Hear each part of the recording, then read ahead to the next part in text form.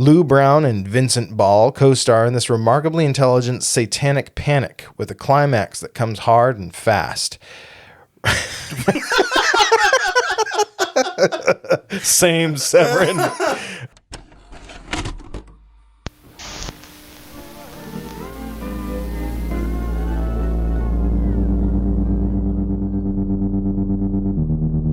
What do you know about two certified bangers?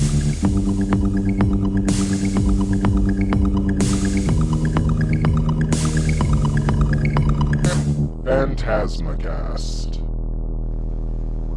Welcome back to PhantasmaCast, where we watch our favorite movies two at a time, and You should too. I'm Jake. And I'm Derek. Today's double feature takes us down under, treating us to two horror films made during the so-called Australian New Wave, 1981's Alison's Birthday and 1982's Next of Kin. The restraint that Jake showed right now was Herculean for not doing Down Under. We already did our Australian voices. Yeah, we got it out of our system. In the Mad Max. Oh, yeah. Yeah. I thought you meant for this episode. I was like, yeah. Before we start recording, we got it out. But we'll get the zoomies soon. We'll get the Australian zoomies. Before we get started, I want to remind you that the best way to listen to new episodes as they release is to subscribe to PhantasmaCast on Apple Podcasts, Spotify, or YouTube.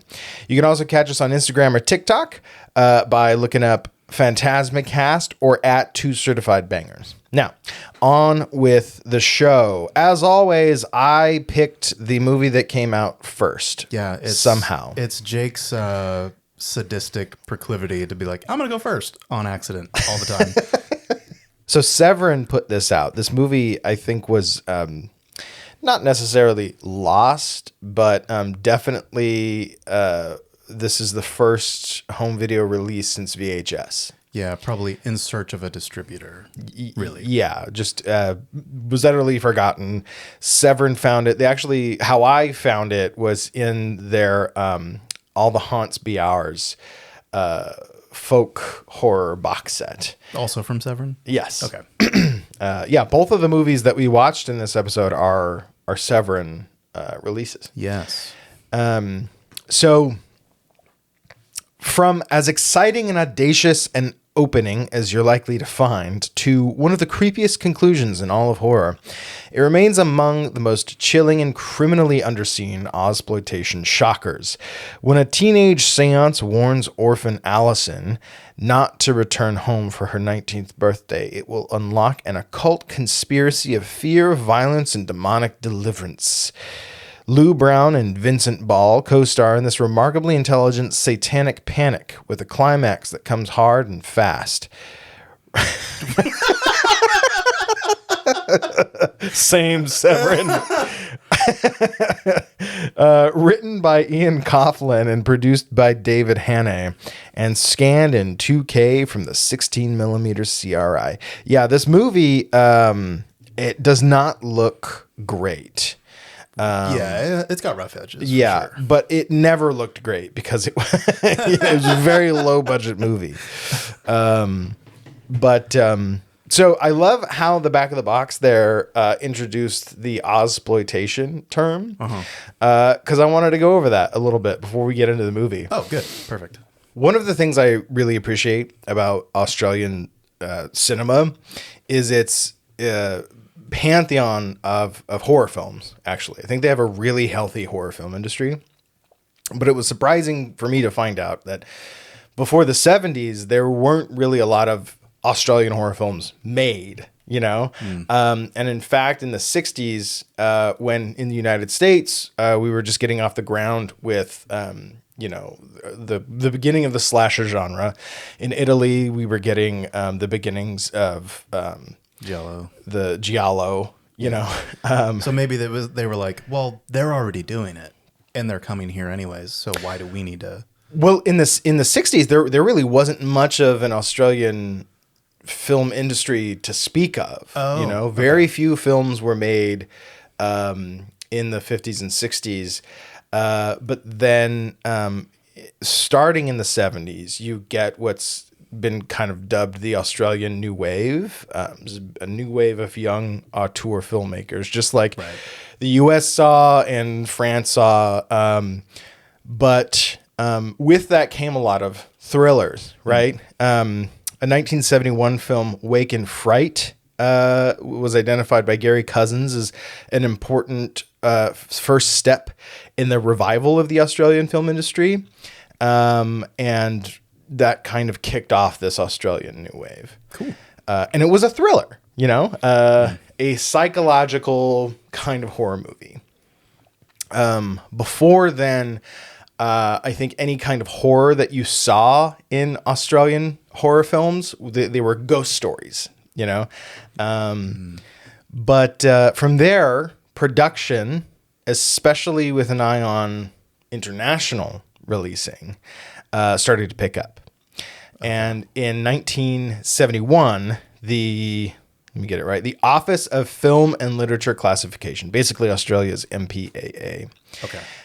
They introduced the R rating. So, a lot of this stuff is happening later for Australian cinema.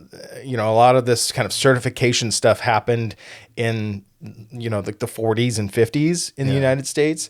So prior to this R rating, the ratings board was pretty draconian. Like they would just straight up censor movies, not allow them to be released if they included, sex, violence, gore, any of that kind of stuff.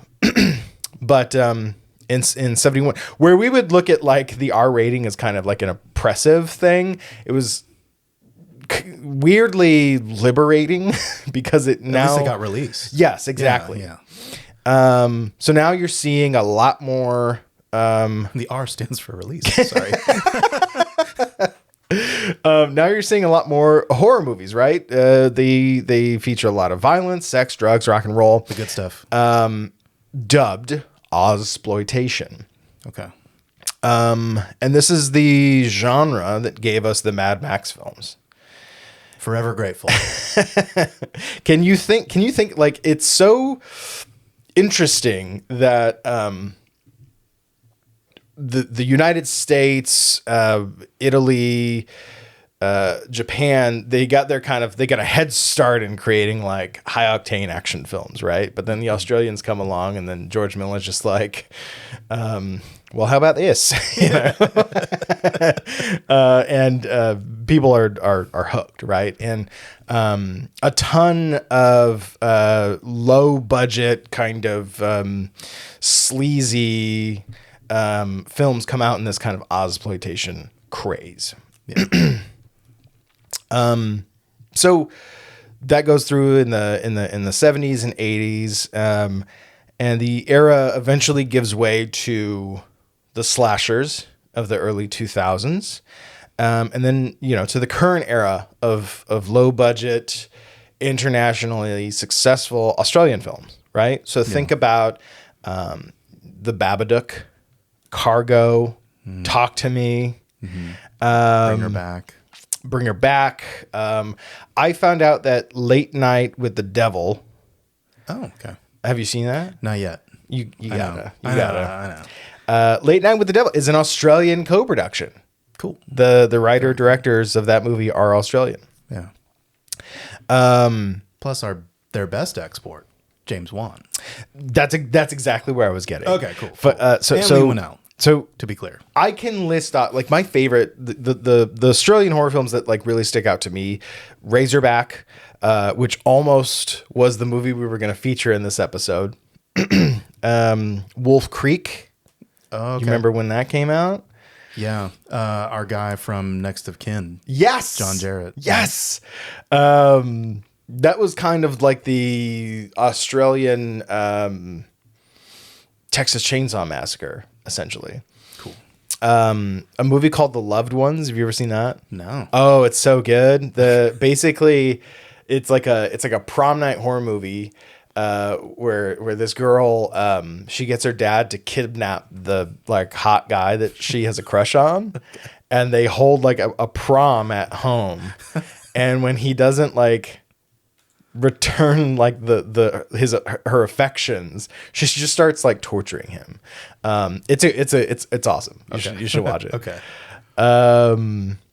Lake Mungo, which is a favorite of Mike Flanagan. The Babadook, you've got the Wormwood films, and that director has gone on to do, he did that spider movie Sting a couple years ago. Wow. And then another movie of his that came out, I think, this month, Beast of War, that shark movie set in World War II.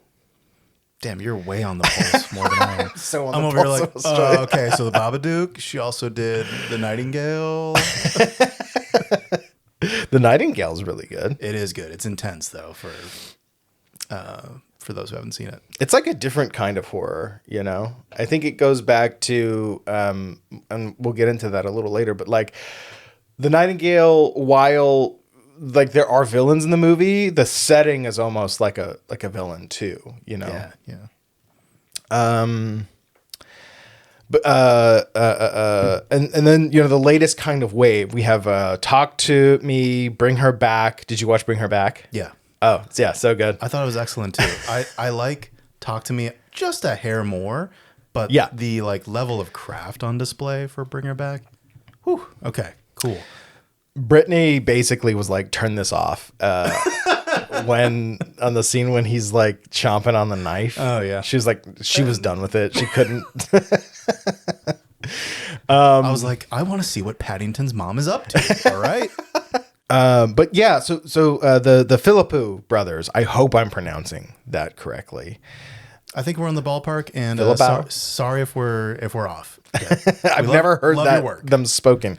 Yeah. But Raka Raka, they're the Raka Raka guys, and I remember watching their stuff in college, and now it's crazy to me that you had filmmakers of that skill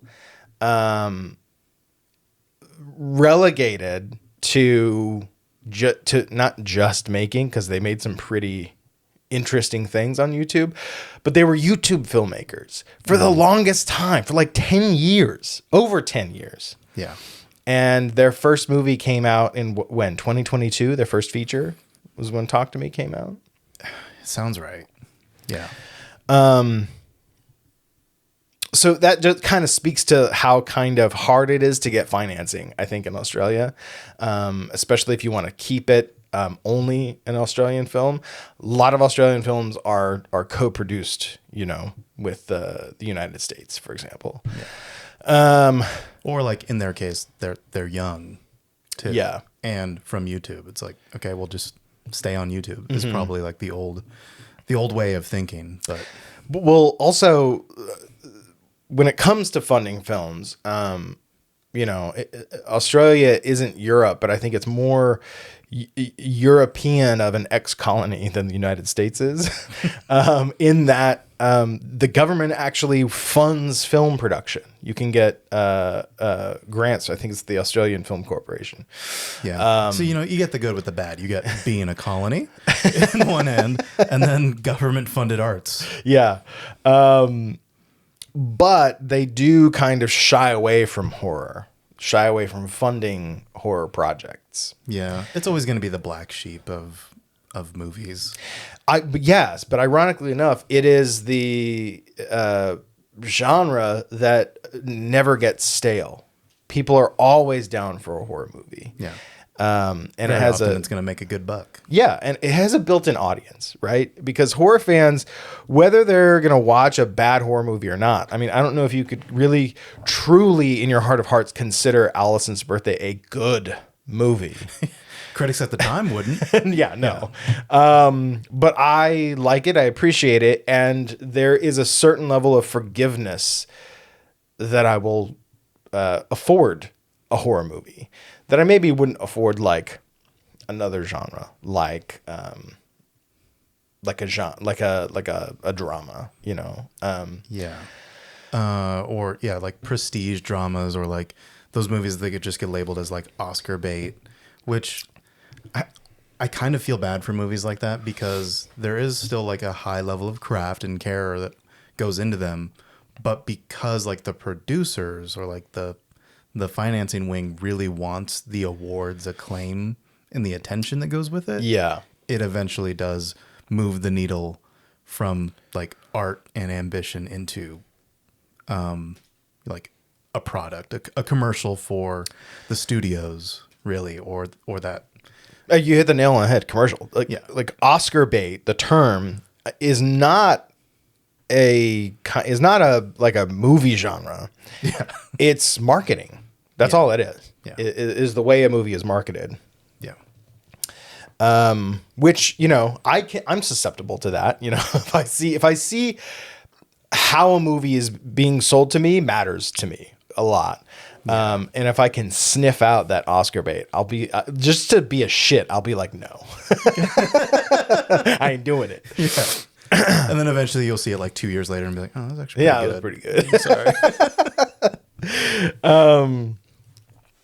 But and then I think the two biggest names that need to be dropped. You already dropped one, James Wan and Lee Whannell, who got their start making the Saw movies. Yeah. Right. And now James Wan is arguably one of the most impactful figures in American horror. He's gone on to produce and help jumpstart the careers of so many other filmmakers in the genre. Yeah. The correct way to use like the influence you've gained is to bring up other filmmakers. Exactly. So all that to say, I think in the kind of pantheon of international horror, I think Australia ranks pretty high up there, along with Spain and South Korea. So on to Alison's birthday. The movie begins with Alison and her friends playing a sort of improvised and copyright safe version of Ouija. Yeah. That's interesting that you went with Ouija. The correct pronunciation. Yeah. Yes. Yeah.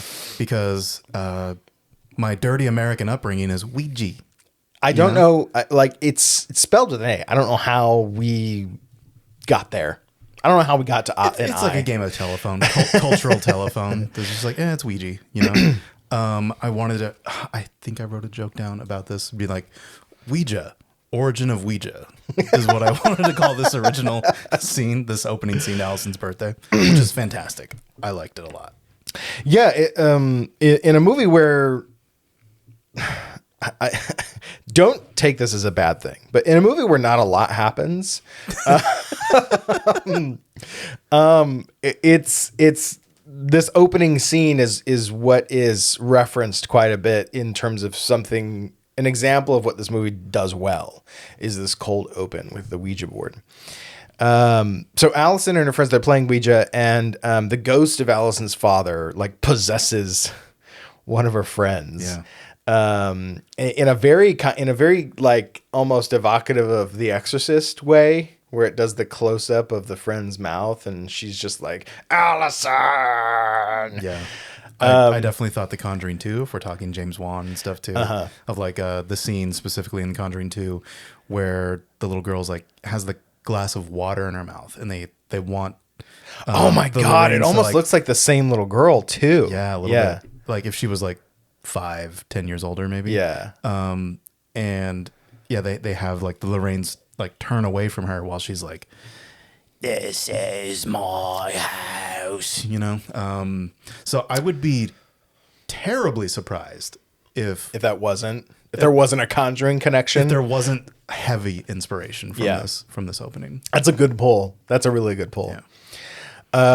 So the ghost of Alison's father possesses this girl and like basically warns her not to go to her 19th birthday because she's like 16 and a half or something right now. I think it's like 3 years later. So she's like 15. Okay. No, 16. I think 16. Yeah. Because, someone named Myrna wants her. Mirna, by the way. Myrna. I love saying it.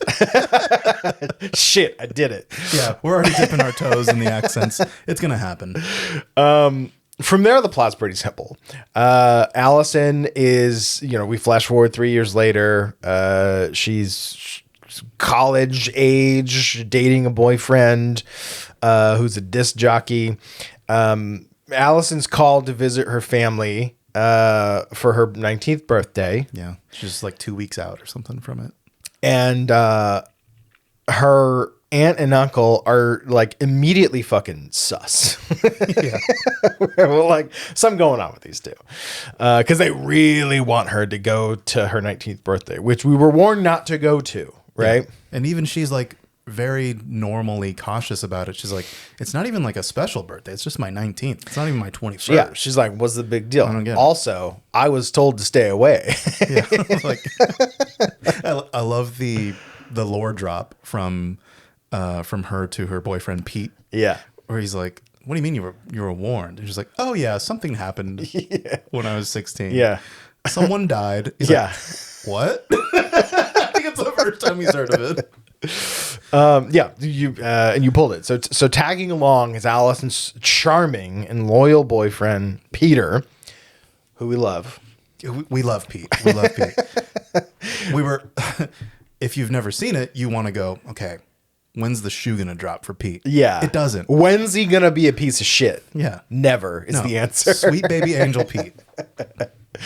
So as Aunt Jen and Uncle Dean become increasingly possessive over Allison, Peter gets behind the wheel of the narrative and his weird fucking car. Yeah, okay, I was like, this is a perfect setup for the car. Yeah.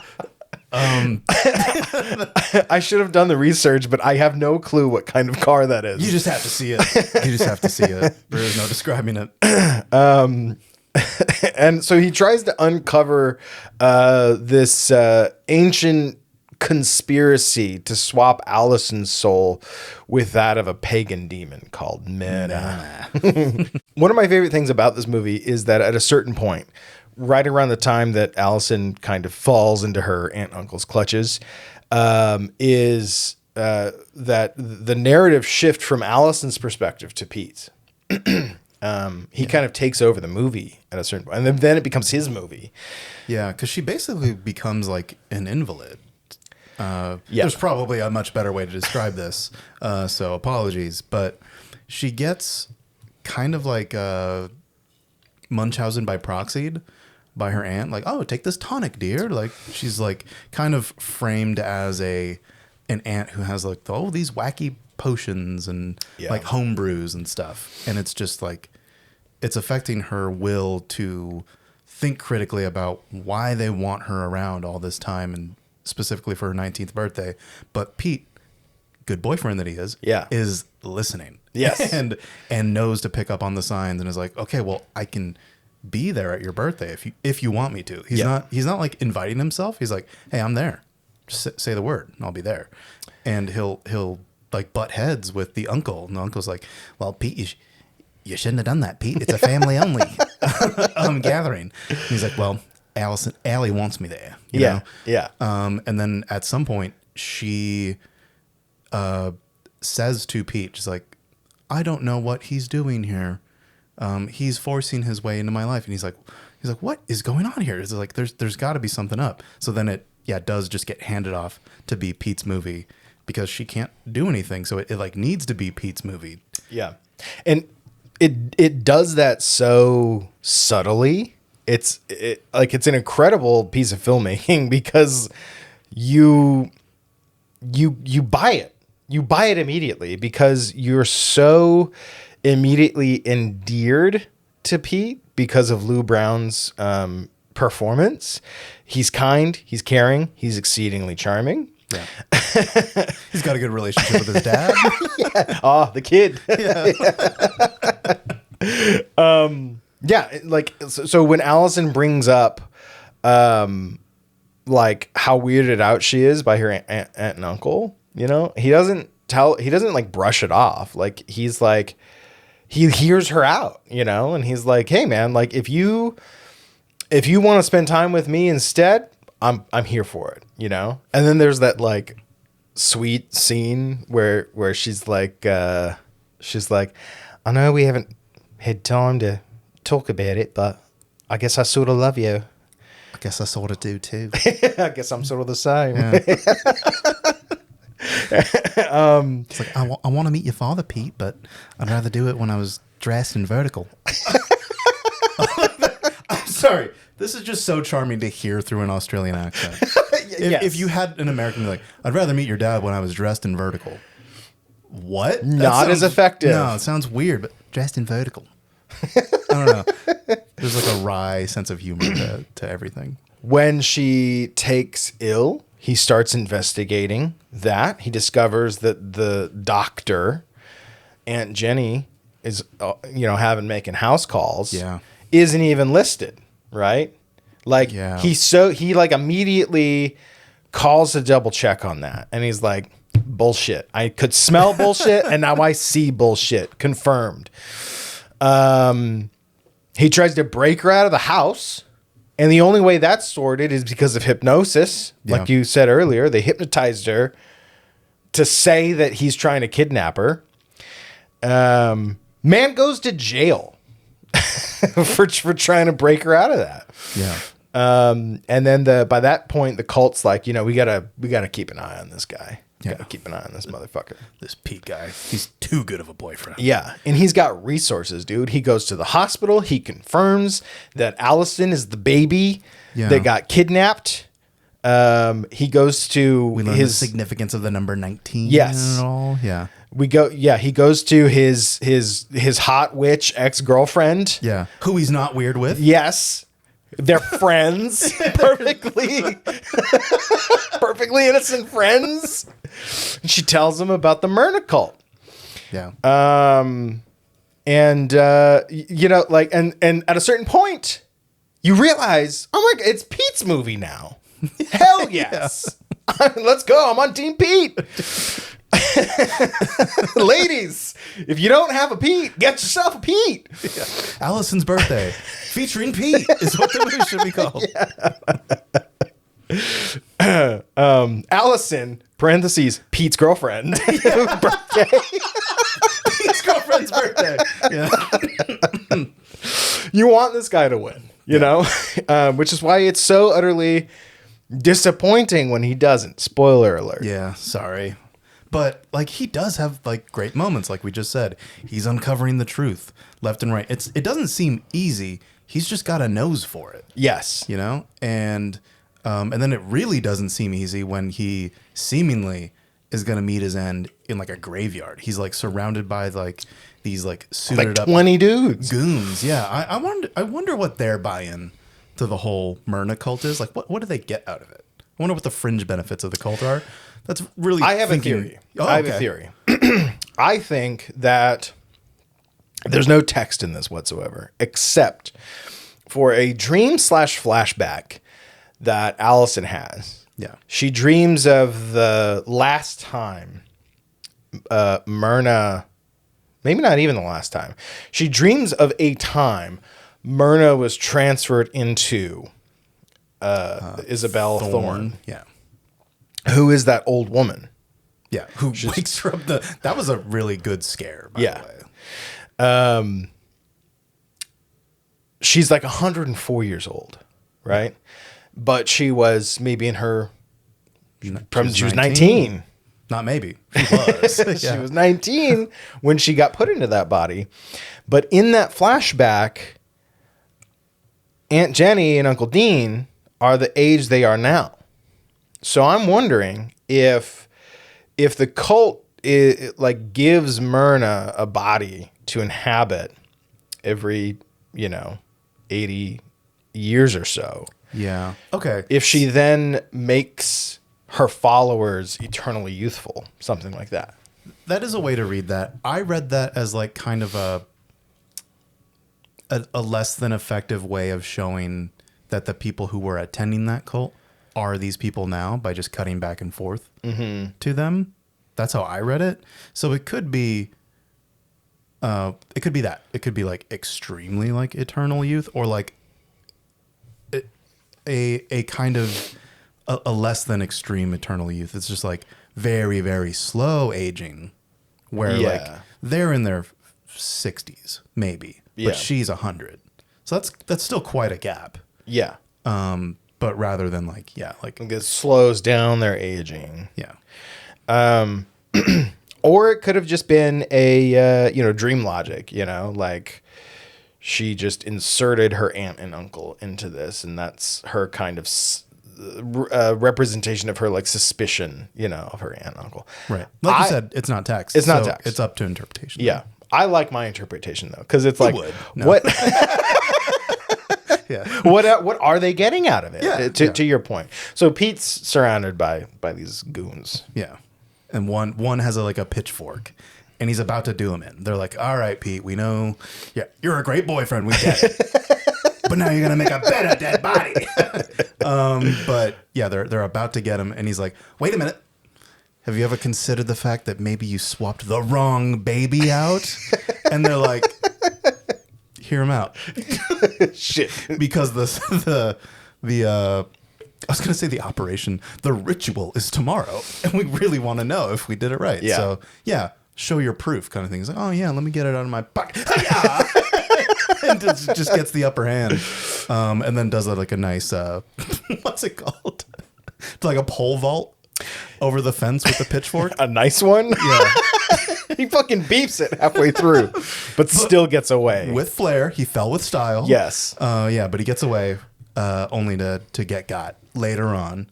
But tragically so. I think it really needed to happen how it happened in the movie. Yeah. Which you'll get to. He almost gets Alison out. There's a really hilarious moment where he like stops by a church to steal a crucifix. Yeah, Sal says, you got to get across, Pete. Yeah. And then like a really like beefy looking priest comes out. Hot and priest, like, yeah. The original hot priest. And it's like, hey, and he like chases him out.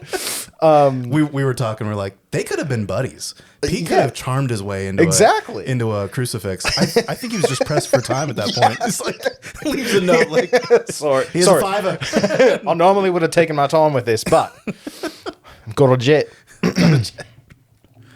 Got a soul to save. So he gets there, and right at the moment that she's supposed to have her soul swapped out, and then Alison's like, throw the cross at them, and he does, and then he trips and falls. His Achilles heel, And then Alison reveals that, like, no, it actually did work. She's Myrna now. By the way, good night. Boom. She kills him. And then he is, his name is dragged through the mud afterward. Yeah. They're like, oh, yeah, I guess he wasn't such a good boyfriend because he was trying to kidnap her before. And then, dude, he used our Stonehenge out back to perform some ritual. Yeah. Can you believe the nerve of that guy? I mean, if he would have asked, we would have said maybe. But slander. Yeah. Slander to Pete. Yeah. I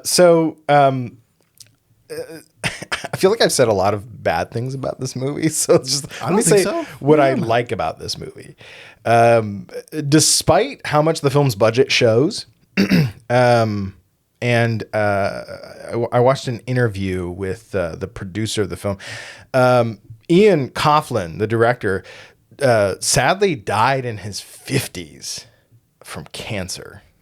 Damn. Okay. So he was not around to, give us any insight into the movie, but his longtime collaborator, David Hannay, was interviewed, and he says that Ian was disappointed with the film. He expected to do 60% of what he wanted because of the budget, and he reckoned he got maybe 40%. Wow. Okay. Yeah. But Hannay, does contend that there are things in the picture that Ian did brilliantly. And this was like the only feature I think he got to direct also. Yeah. That almost rings true with our guy, Tony Williams, for Next of Kin. We'll dive into that. But it's another thing these movies have in common. Yeah. But he was a writer, so he had more movies he wanted to do. And Hannay said he was absolutely obsessed with like demonic possession, and he wanted to do more of those kinds of movies. Yeah. I think I read somewhere, correct me if I'm wrong, that he did the novelization of the movie, right? Did you read into that? I I'm didn't pretty find sure. that at all. No. Okay, I'm I pretty would sure. read that. Yeah, I would too. I want to see the other 60. Yeah. You know? It's I think it's a competently made film, despite how rough it is, you know? The writing and the characters are strong. The shot selection, I think, is really efficient. With a lot of scenes playing out in just a handful of shots. And then you know, a lot of scenes are played out in zooms. So so you have different angle changes, right? There's that one scene when Alison is walking out into the backyard. This is right before she's about to discover the Stonehenge in the backyard. Yeah. And it starts as like an extreme zoom in, and you get a little bit of the foreground like in the frame. And she comes out, and then as she comes out, it zooms out into an extreme wide. Which I don't know. I love when filmmakers do that, right? So rather than a cut, they're like, what can we do with the camera to help move the story along, rather than like have something come up with a motivation for a cut, you know? Or like be dynamic in the moment and not find the dynamic elements by cutting. Yeah, I like that. One of the moments that stuck out for me, the creative like reframing of a shot within a scene, Yes, with no cuts, is I forget the exact context of it. I think it was when she confronts her aunt and uncle like fully about like, hey, just what the hell's going on out there, you know, kind of thing. And they're like, oh no, Allison, like don't worry your little head about it. And it starts on just like a close up of Allison, but we back up to include the aunt talking to Allison. And then I think we back up and pan even more to include the uncle in it. So we already got like 3 different shots within here. Yes. And then like the uncle like walks across frame to go behind her, and then the camera repositions to get a different framing of that same scene. So that's like a good like maybe page and a half. If we're talking like from the filmmaking aspect itself, is like getting coverage of the script without needing to spend like in hours one setup and hours of setup time. Yeah, with one setup. And I was like, yeah, there's great like competent filmmaking on display. It's just they had a shoestring budget. Yeah. You know? It also does help that as with, you know, I think a lot of Australian filmmakers, Coughlin got his start in television. He was a TV editor. Oh, cool. So I think his experience editing kind of gave him this, you know, ability to kind of pre-visualize how he wanted to tell the story, you know? Yeah. Okay. Always really, really great when you get editor come directors. You know, you can see where they're coming from. So take us into Next of Kin. Will do. Okay, so Next of Kin, this one you introduced to me. And I actually want to start by referring to the back of the cases for both of these movies. Okay. Because Next of Kin incorrectly says that this was released in 1989. What? Yeah. And I think that comes from the Patrick Swayze film of the same exact name that was released in 1989. So I think whoever was like in charge of printing this is just... The designer just did a quick IMDb and didn't even... Oh my God. Yeah. So I think that's where that comes from. And then the back of Allison's birthday says 1979. Mm-hmm. And that's when it was filmed, but it wasn't released until 1981. Right. So on paper, these are actually only a year or two apart from the actual point of release of them. But if you were looking at the back of the box thinking, okay, this is gospel, you're like, damn, a whole decade? Yeah. And that's just not the case. So I thought that was funny. But Next of Kin. The Aussie horror classic on disc for the first time ever in America. It's been hailed as skin-crawlingly real horror news, a jaw-dropping achievement, moon in the gutter. It's crazy. That's a crazy outlet. That's made up. That name sounds made up. You're making that up. And Giallo that rivals Argento's Deep Red. Interesting. Scary Mind. Interesting that they would call this a Giallo. Yeah, it's a big one to toss out as a comparison too. Has remained largely unseen in America. Now experience one of the greatest horror movies of the 20th century. Goomba Stomp is the outlet for that one, for that poll quote. For the first time ever, and like never before, when a young woman inherits a creaky retirement home, she'll find herself in a waking nightmare of murder, madness, and legacy of evil that may be inescapable. Jackie Caron, John Jarrett, Wolf Creek, and Alex Scott, Romper Stomper, star in this stylish and creepy must-see, featuring an intense synth score by Klaus Schulze of Tangerine Dream, now transferred from original Australian vault elements and packed with all-new special features. And there's a poll quote from Tarantino, who will come up again.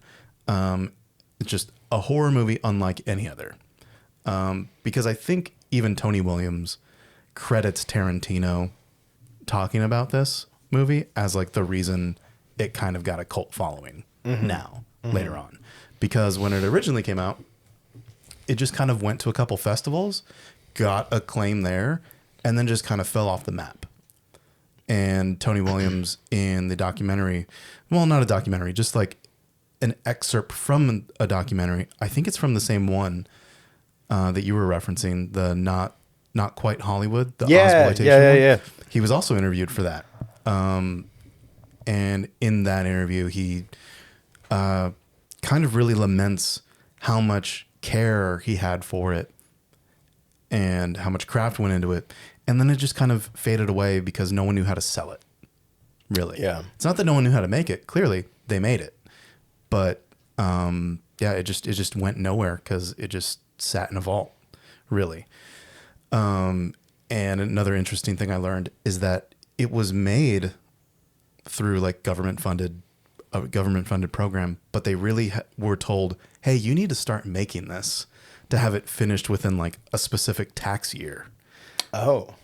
Yeah. And it originally started as a black comedy about a group of caterers poisoning old folks in a retirement home. That's amazing. Yeah. I was like, that could be cool too.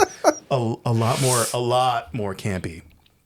There's nothing aside from the old folks home but in that now.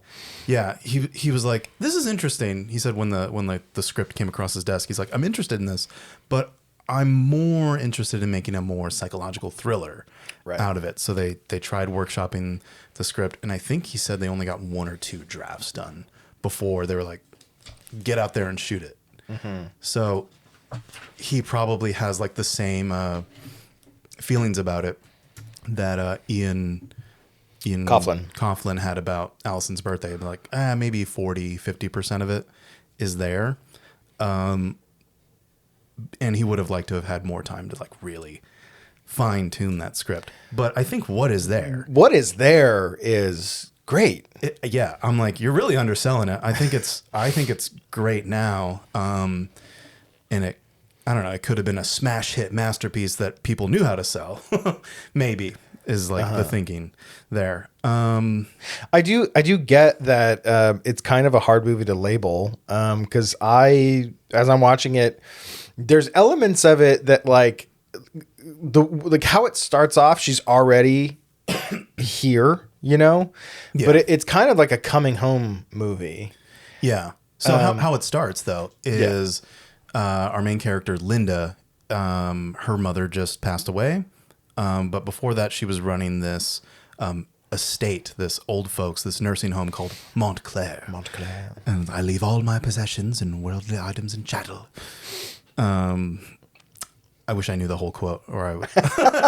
But it's a very interesting like voiceover to kind of set the stage, using a shot that comes way later in the movie of Linda. But then we start with Linda arriving at Montclair, presumably from out of town. So coming home, and her home just happens to be like this manor, this like beautiful like castle of sorts that is now a nursing home. There's little teases that her mother and her sister were like given it in their inheritance, and they decided together like, oh, we're going to turn it into a nursing home. And they both were like, that's a great idea. Let's do that. So they did it. And Linda's mother has been running that for like 30 years until her death. But there's like a lot of like unresolved issues that are hinted at with Linda and her mother. Like she said, she like kept a lot of secrets. She didn't really know her all that well, but we're learning about her as like Linda is when she's like going through her diaries. Yeah. And just like old written documents that are scattered throughout this Montclair while she's deciding what to do with this. And you can tell that she has like kind of a like a passing relationship with the head of Montclair, Connie, I think is what her name is. That they're fine. They're on good terms, but essentially Connie's like, I'm running things, like you may own it, you know, because your mother gave it to you, but I'm running things, and I would like to continue running things. Just keep that in mind while you're thinking about selling it. Because one of the things that is also kickstarting this movie is they have a new arrival, Miss Ryan and her son, like I think Mr. Ryan is what they call her, or Kelvin. Kelvin is what he goes by. And Linda's like, oh my God, what did I say about like new people? Like this is going to be even harder to like make this sale if we bring someone in that we have to care for. She's like, well, they pay, you know, and she's like, that's not going to be enough. Yeah. Kind of thing. So that's their dynamic. In that scene, like at the end of that scene, there's a really great, I think the movie starts with a foreshadow that's like literally like, oh, some shit went down. Yeah. But there's a great foreshadow after that, at the end of that scene where she sees there's a painting of the house in the hallway, and it's askew. Oh yeah. And she tries to fix it, and then when she walks away, it falls back, and then Connie comes to try and fix it, and it falls again. And so I was like, oh, okay, like there's something wrong with the house, you know, kind of thing. And their goals are the same, but yeah, the foreshadowing is like, there's just something not quite right. Yeah. About it. I like that. That is clever. There's a lot of clever things that happen throughout the movie, because almost like Alison's birthday, not a whole lot happens. Yeah. In like the sense that we're conditioned to from like an American movie where there's got to be something happening every 5-10 minutes, right? It's a slow burn, and you can feel a sense of dread, but you're not quite sure why, right? It's really slowly going there. And even when things start to go wrong, the first time a dead body shows up. Yeah. And I'll let you describe that one. The one that Lance finds? Yes. Yeah, okay. Even when that happens, it's not immediately apparent that there's anything really to worry about, because it is a retirement home. People will die there, you know? It's a cow farm. There's going to be cows outside. Yes. Kind of thing. Yeah. But that death that you're referencing is discovered by, like, I would say, like, her friend. I think she has a good relationship with this older gentleman in the home. His name's Lance. Yeah. He's always kind of like reliving like World War One, or no, not one. Maybe one? A World War. He's reliving a World War memory. Yeah. And I think while she is away trying to rekindle a flame with this man named Barney, her boyfriend, well, yeah, boyfriend. Basically, for convenience sake, their boyfriend, girlfriend.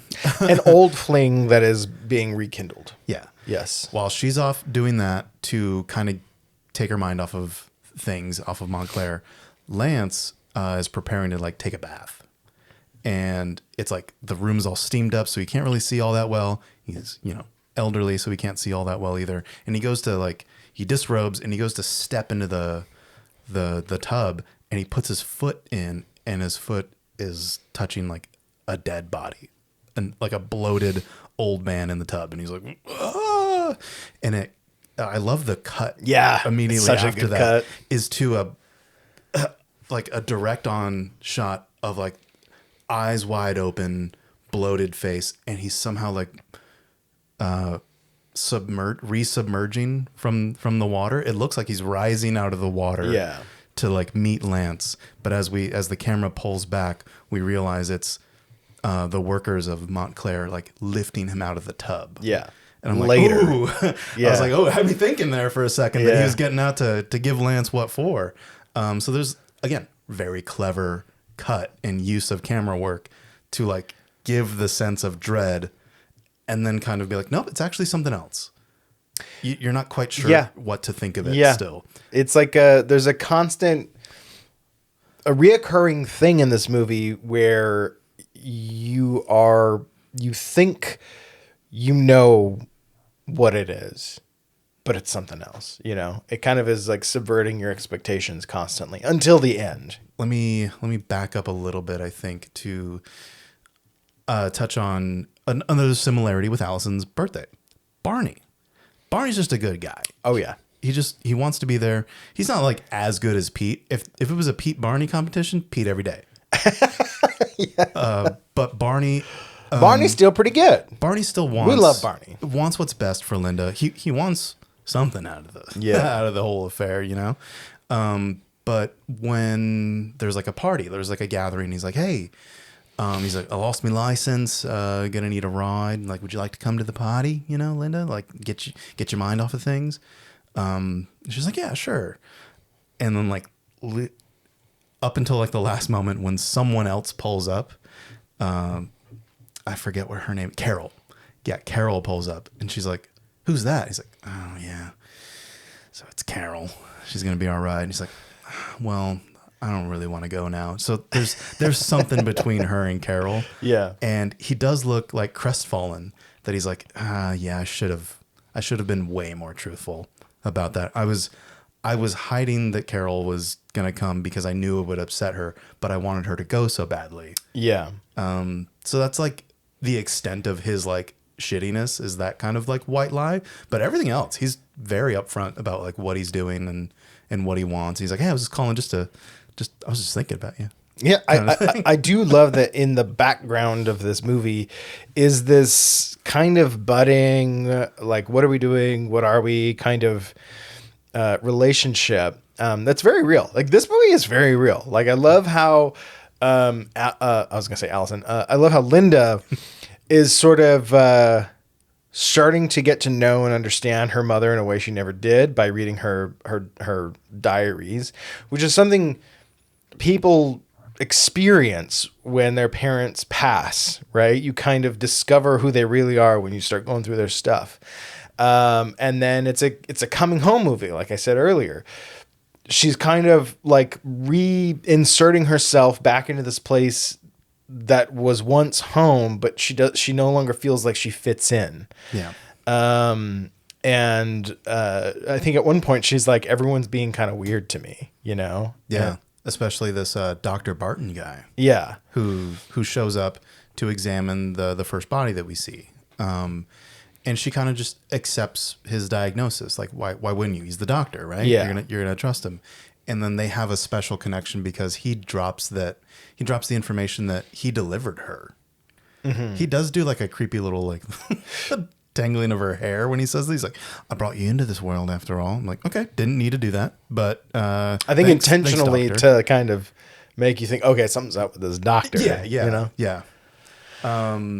But it takes a while for her to really be like, okay, what is his deal? Because she starts like looking into the records of Montclair. She's noticing some like financial indiscrepancies, and she brings it up with Dr. Barton, and he's like, well, you know, your mother was terrible with the books. And she's like, really? And then this thing about Rita comes up. Yeah. Aunt Rita. Who she knows even less about. Yeah. So Aunt Rita, the doctor, Dr. Barton, says that she was sent to a mental institution at some point and that she had died. Yeah. But she was a very sick woman.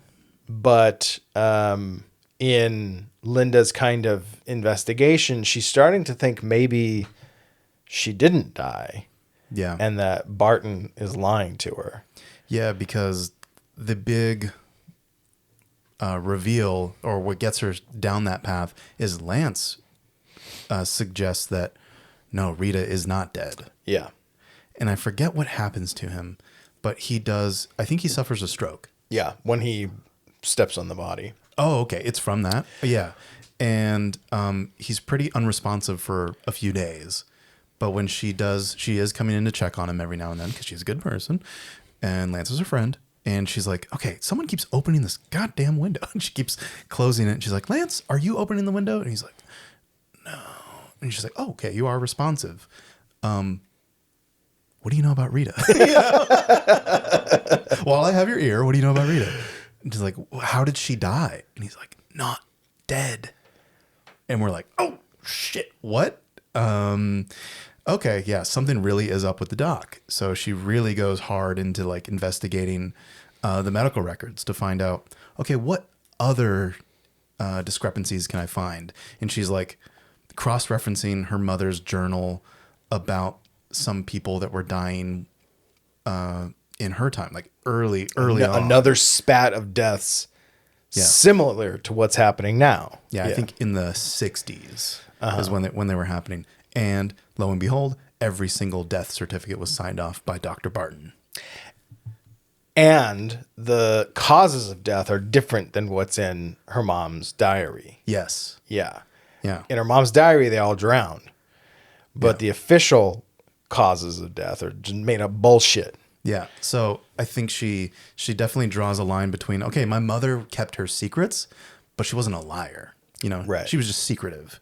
But this guy, I don't fucking know this guy. Yeah. You know? And this guy's lying about Aunt Rita. Yeah.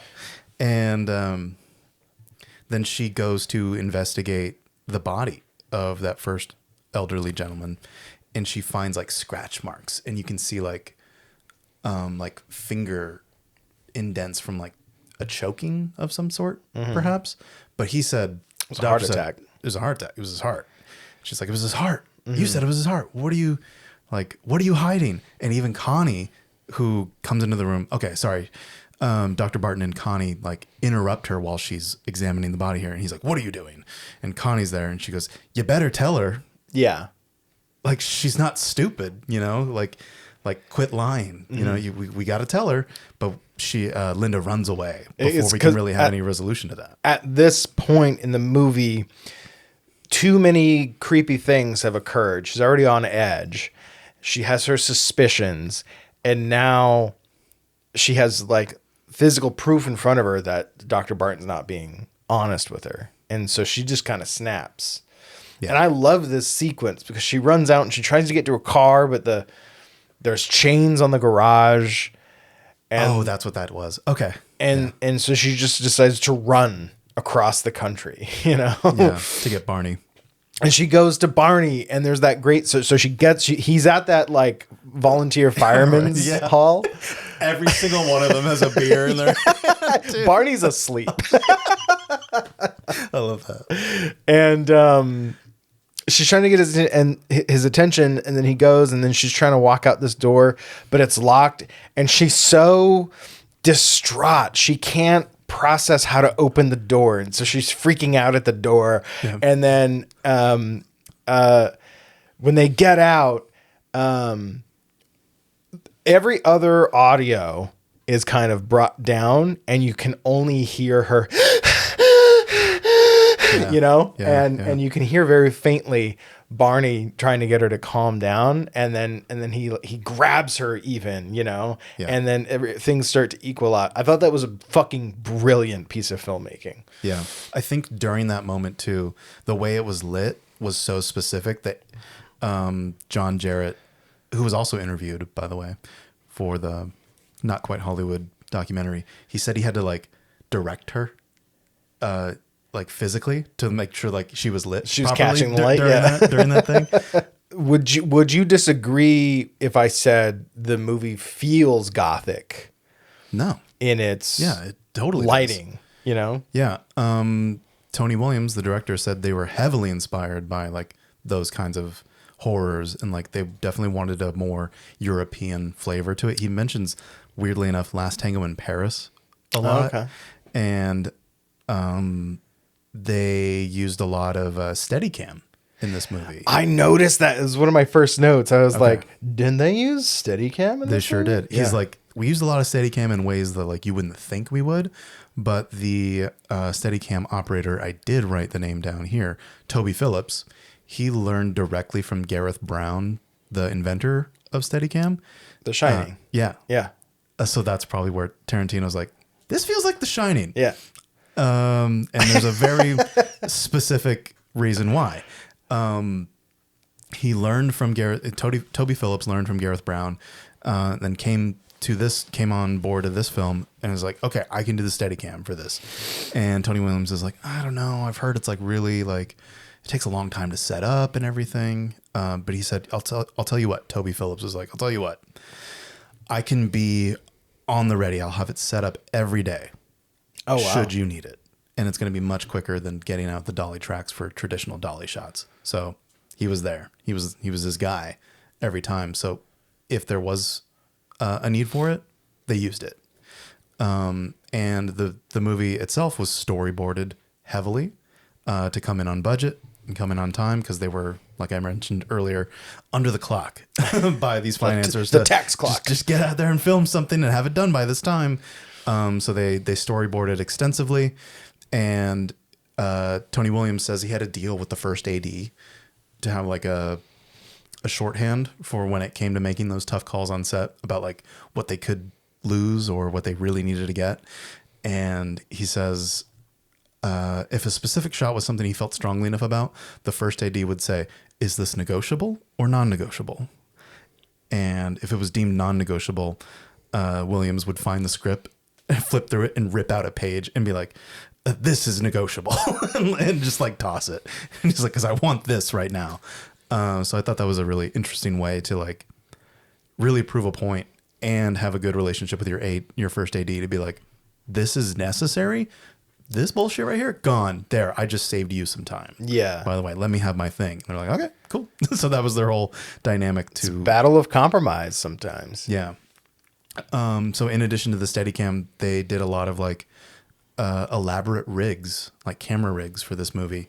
Like all the interiors were on a soundstage. Yeah. And they had like overhead dolly tracks, specifically for like the end shots.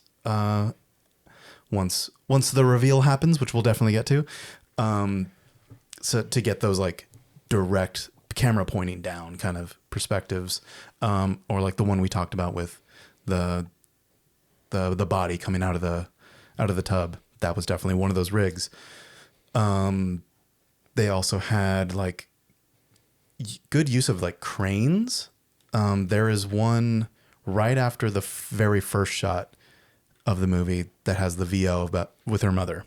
Then we have like a driving shot of Linda arriving at Montclair, and there's this really interesting like crane movement of like, here's the landscape, and then it just kind of goes shoot and like settles down into Linda driving with that kid. I forget the kid's name. It's like Chico or something like that.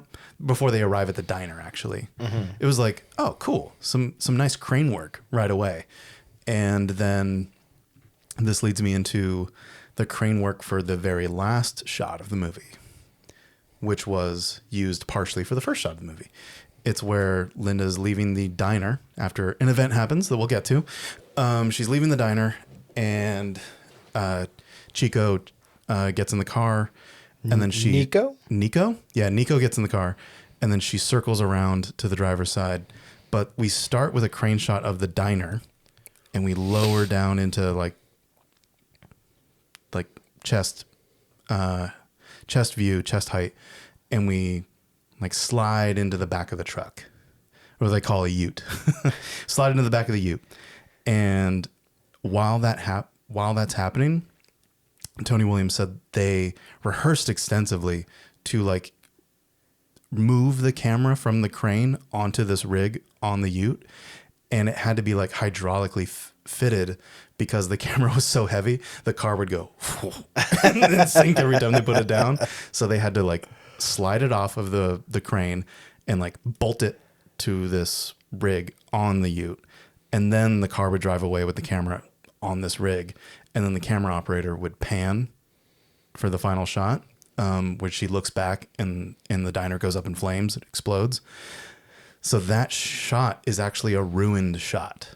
That is not how it was intended to go. It was supposed to be, we pan around and then the building explodes. But the way he describes it is the feed to the technician doing the explosives, it cut out. And it just went to black, like way before it needed to. So he's like, he just said the technician probably went and like and crossed and was like, all right, best of luck.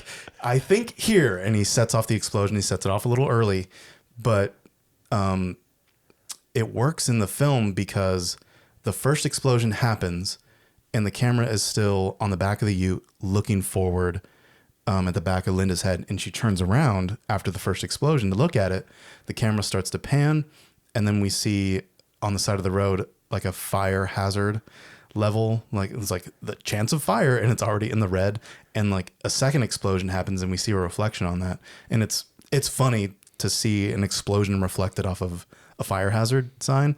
And then we pan even more all the way around, like a full 180 now, to the diner. And then a third explosion happens. And it's just like completely engulfed in flames, like unrecognizable at that point. And then credits hit. And they said when they initially shot that, when they looked back at it, everyone felt so terrible. They're like, I fucked it up. I fucked up so bad. The guy that was in charge of like the feed was like, I'm going to quit. Like, I resign. I'm sorry. You know, but when it eventually screened, people loved the end shot. They're like, oh, it was such restraint to show the explosion right at the very end, like that final explosion at the end. So he's like, yes, just like we intended, you know? So I'm glad that like that happy accident resulted in that shot, because I wouldn't want it the actual way that they wanted before, of turning around then it explodes. Mm-hmm. That would feel like so calculated. It doesn't feel calculated. It feels very motivated. It feels very natural, as is now. Yeah. Okay, so what we've danced around is the big reveal, yes, of the movie. So let's confront that head on, because then there's another like accident that affected the movie that I think actually makes it a little worse. I wish this was in it, and I wonder if you know about it. But the big reveal of the movie is that Aunt Rita is in fact not dead, and she's in the home now. She has been basically this entire movie. Yeah. Because she is Miss Ryan, the newest, I want to say attendee for some reason. Resident. The newest resident in Montclair. And she like makes this dramatic reveal after Alison is like seemingly cornered by someone we don't see yet. Like someone is running up and down these halls. Creepy. It's so creepy. It is very creepy. She goes into that room, shuts the door, and then just hears someone run down the hall where she just was. That's so fucking creepy. Yeah. And then she, as quietly as she can, locks the door. Turns the lock. And then to make it even creepier, she has her back to the door, and she turns to be like, there's someone in the room with me right now. And there is someone sitting at the desk, cloaked in shadow. And we see like this curly-haired gray wig. And she stands up and removes the wig. And it's like, and then she reveals herself as Aunt Rita. She's like, I was never dead. And we're like, oh shit. I remember the first time I saw this movie, I was like, no fucking way, dude. This is cool. This is so sick. She like hugs her. And she's like, it's okay. It'll all be over soon. And then her hand comes into frame, and her hand's got blood on it. Yeah, I'm like, oh no! Like, run, Linda, run! And then she like unlocks the door while she's like, it'll be all over soon, and that's to let the other person in, and that other person is like Kelvin, Mr. Ryan, the guy who was masquerading as her son, or I think is her son. She calls him Junior. Like once. I think it's much more interesting if Kelvin is just another mental institution patient who escaped with her. Yeah. Who's like, you're getting out of this? I'm coming with. Yeah. Because he is pretty off the rocker too. He does that like kind of weird chase scene in the van with her on the road. Yeah, way early on. And then when he comes in, he's coming in swinging a fucking hammer, and he's just maniacal, you know. Yeah, and he's definitely has like the "give me the bat, Wendy" kind of Yeah. kind of thing. So there's another Shining reference for you. But yeah, like Linda, it's pretty much it boils down to like Rita's seeking vengeance because Linda placed her in a mental hospital and just said, yeah, she died. Close the book on that. But Rita claims that it was her mother who was insane. Yeah. And she's the sane one. But, I mean, think of the messenger on this one, you know? Yeah. Read the receipts. Read the receipts. And then, God damn, what is his name? Kelvin. Kelvin, like, gets in a physical confrontation with Linda. Linda, like, knees him in the nuts and, like, bashes him on the back with, like, a stool nearby. And she, like, goes into the bathroom. She locks herself in a bathroom. Yeah. Turns around, sees that Connie and Dr. Barton they've just been stabbed with fucking syringes. Yeah, it's pretty gnarly. A little macabre display there. Yeah, it's gnarly. And we go, oh God, no. Yeah. And then while she has her back to the door, Rita is like, I can see you, Linda. And she's like, I guess what the guess hell? this is where the Giallo allegations come from. Yeah, you know? yeah. Just a little eye. Yeah. Close up shots of an eye. That's Giallo. And she sees her through the keyhole. So like Linda looks over and sees some kind of It's a comb. some kind of comb with a very sharp Yeah. end to it. And she reaches for that and then stabs through the keyhole. And ostensibly, I will say that word, like stabs her in the eye, right? And then she opens the door and Rita's like, ah, and falls down, allowing Linda to run out. And it's like a very dramatic, like slowed down, like pitched down, like she's like leaving, which in the age of the internet, it could be very funny. But I think at the time was like so dramatic and like new that I still think it works. I think so too. I think the effect that is supposed to have is because the shot it lets you see a little bit behind her too. So you at this point as the viewer are like, get out of there, run! They're gonna be behind you any second, you know. So no, I think it's still effective. Yeah. Yeah. And we get those like overhead shots of her like just booking it down the hallway. And she, before this, I think it's important to note, she actually got Lance out of there.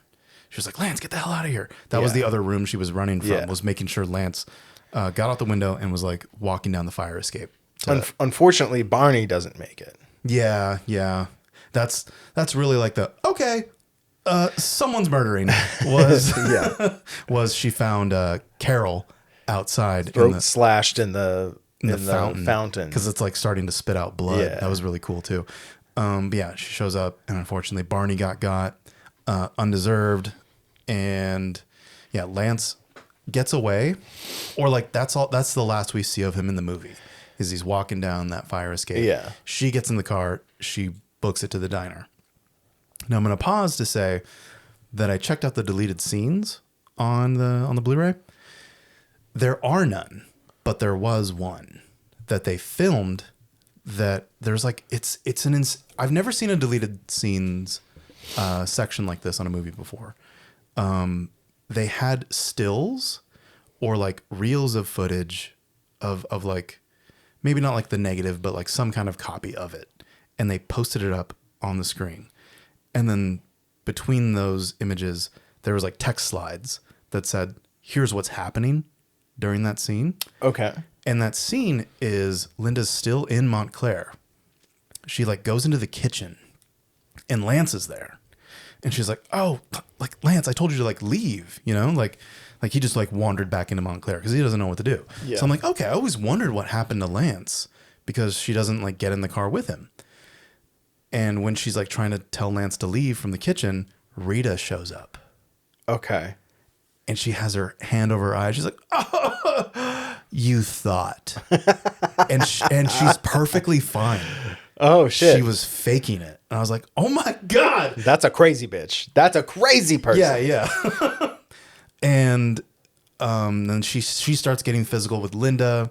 And Lance is just kind of like, what's going on? Kind of thing. He's like, I'm gonna continue to daughter. yeah. But he eventually like summons the courage to like throw himself at Rita, and then Rita stabs him in the back. Yeah. And then he falls down. But he's like still holding on to Rita. So this all plays out in stills for you? Barely. It's like kind of like photo Roman, or like 20 frames. And like mixed in with some behind the scenes footage of them prepping to shoot this. Interesting. Scene. It is very interesting. You should check it out.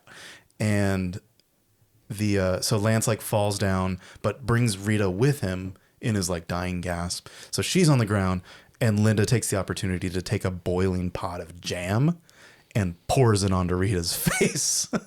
So death by jam. She gets jammed up, you know? I wonder if this was one of the pages that Tony was like, this is negotiable. You know? They filmed it. He said they filmed it. It just got lost. And he says, I presume it's been destroyed. So, oh, wow. Okay. Yeah. So I don't think it's one of the ones that he wanted to omit. Right. It just got like fate got in the way. Really. So they cut it for time, or I don't think they cut it. I think it just like maybe wherever it went to get like processed or whatever, it got damaged or lost in transit. Okay. And there was no. So it was never available to be put into the movie. I mean, it's a good thing it was just that scene, because the movie works without it, you know? Well, there was that. And then at the very end, during the pan shot to the diner exploding, Rita pops up because she was in the back of the truck, and she's like, her face is all fucked up from the jam. And then I think they said they hit a bump and she falls off the truck, which is pretty funny. So I don't think the ending is as good, but I would have liked to have seen Rita get jammed. Right. You know, because other than that, that is Rita's only like true scene, is the reveal. Like, it was me, Rita. You know, and I'm like, oh man, but there's still like a lot of it that works with the threat of Rita. You can still feel her presence throughout the whole movie, so it still works. Yeah, especially the end. So like the end of the movie is Linda waiting at the diner for someone to come after her. Yeah, turns out it's Kelvin. He rams through the front of the diner. I love that whole setup too. Yeah. I love how he does not get out of the car, and Nico's like, Linda, after he misses like three times, and then she picks up the gun and just walks up to him and fucking blows him away. One of the more like satisfying, like good, the protagonist killing the villain. Yeah. So I think Rita showing up and then getting tossed out of the ute would have lessened the impact of Kelvin getting his head blown off. Be way smaller of an impact than that. So, you know, good for them. Yeah. I like the setup to Kelvin driving up through the diner, by the way, because like to kind of bide time, because she knows it's going to happen. Mm-hmm. That someone's going to find her. So she's like, I'm going to use this as like leverage to just be here and be ready and waiting. And she's creating this stack of sugar cubes to kill time, basically.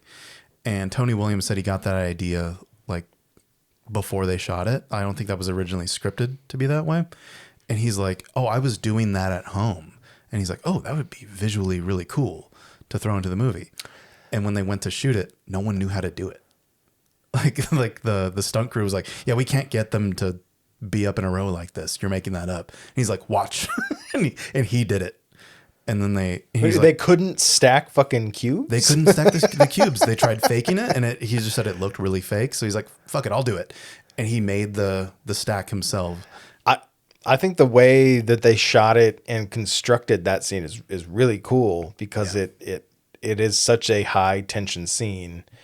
You know something's gonna happen, and as she picks up that last one to top it, there's something in you that's like, you know, you're kind of like, and then the van, you know, pops through. Yeah, like the rumbling of the van nearby causes them to fall, and then she turns and the van comes through the diner. It's really cool, but it also is like setting like a baseline for like where she's at mentally now. She's not hyperventilating anymore. She's cool, collected. She's ready. Yes, for it. And then when it does happen, turns out she's actually not ready. And then summons the courage to be like, oh, okay, let me just grab this fucking gun, get it over with, kind of thing. But yeah, that's Next of Kin. I think it rocks as is.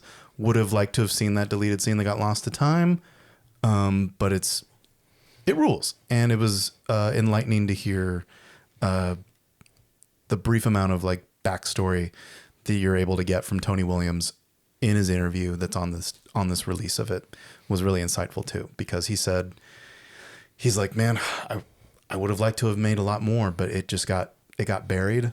No one saw it. The people who saw it loved it, but other than that, it became a cult hit later. But he also like went back to do commercials after this, so this is kind of his only big feature in a way that like Ian's big feature was Alison's birthday. Yeah. Really sad to see people that had a lot of promise just not get noticed at all. Yeah. Through things way out of their control. Yeah. That's the really the shitty thing about filmmaking as an art is you need to make a lot of money doing it to keep doing it, you know? So just to wrap up, why these two films? I think, you know, let's get the obvious out of the way. They're both Aussie horror flicks. Yeah. You know? But let's get the double obvious out of the way. Two certified boyfriends. They're horror films made in the tradition of their British counterparts, except utilizing, you know, Australia as a setting, right? Because Alison's birthday is that British pagan horror film, much in the, you know, the tradition of like The Wicker Man or Witchfinder General. And then Next of Kin really resembles those British Gothic haunted house films of the 60s and 70s, like a lot of the Hammer horror films. And I'm glad that you kind of really confirmed that for me when he was like, yeah, we wanted it to feel European. Yeah, that's where they took inspiration for the lighting and the color, really, from European films. There are two great examples of Australian horror in just a sea of really good Australian horror films. I really wanted to do Razorback because Razorback's just fucking wild. But yeah, you know, these are two kind of unknown gems. You should absolutely watch these movies if you want to kind of build out your, you know, your Australian horror viewing list. Or ladies or gentlemen, if you want examples of good boyfriends. You're like, hey babe, I just want to check this out. Maybe take some notes. Yeah. Watch Alison's birthday. If your guy ain't like Pete, ditch him. Yeah, get out. So yeah, that is our last double feature of season 2. Yeah, it's been a journey. Episode 30 for those that are keeping count. We technically doubled the amount of episodes we did this season, and boy, are my arms tired. No, we definitely feel it. You've been jerking off this whole time? No, stop. That's not what's going on out of frame. But yeah, it was a lot of work, but we hope you guys enjoy our talks here, because there's going to be more. It was a good run for season 2. Can't wait to get to season 3. But have you watched K-pop Demon Hunters? No, I have not. You should. I should? You should. Okay. Yeah. I feel like it's one of those movies where maybe a bunch of people have been like, you should watch K-pop Demon Hunters, and it makes you not want to watch K-pop Demon Hunters. That's not how I am. That's exactly how I am. I Sorry. think you will adore it. Okay. You liked the Into the Spider-Verse movies. Oh yeah. right? Yeah, those are excellent. It's the same studio. Okay. So it's like that stop motion animation. Anyways, these K-pop singers, they've just, the beginning of the movie is they've just finished a tour and now they're ready for 3 months of couch. Okay. That's us. I'm ready for 3 months of couch. Okay. So, yeah. And with that, we will see you guys at the next showing. Bye.